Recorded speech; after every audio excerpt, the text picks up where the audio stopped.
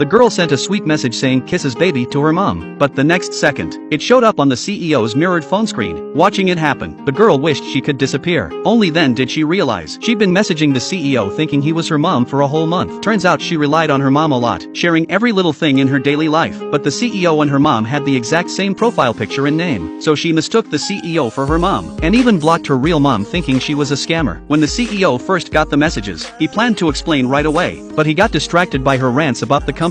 She called out the secretary, saying she clung to the CEO every day, desperately trying to get close to power. Seeing the flirtatious secretary beside him, the CEO also found it inappropriate. He immediately told her to fix her outfit, then asked her to go buy coffee for the staff to boost morale. As soon as the secretary stepped out, she passed the job to the intern girl. The girl had no choice but to do it quietly, then messaged her mom to complain like crazy. The CEO saw it all, and stormed out to scold the secretary, saying he told her to go, not the intern, and if she didn't want to work, she could leave. The secretary had no choice but to storm off angrily to buy the coffee. This scene was witnessed by the girl's best friend, who instantly smelled gossip. She suspected something was going on between the girl and her CEO brother, so she used a work excuse to snoop around, but got her allowance cut for a whole month, and was promptly kicked out. Still, the sister made up her mind to play matchmaker for the two. Meanwhile, the girl kept messaging her mom, saying if she didn't reply, she'd owe her $200 in red envelopes. The CEO saw the message and transferred $20,000 on the spot. The girl was stunned. Just then, the secretary came in with a huge bag of coffee. The girl snapped a photo of her messy state and kept complaining to her mom, saying the secretary was always scheming to seduce the CEO and loved torturing employees. She even spilled that the secretary bragged about landing the anniversary event, but had never finished a single task properly, always stealing credit from others. Hearing all this, the CEO was furious, and immediately gave the entire anniversary project to the girl. The overconfident secretary turned pale on the spot. The best friend watched with glee, now certain the CEO had fallen for the girl, but the girl panicked, covered her friend's mouth,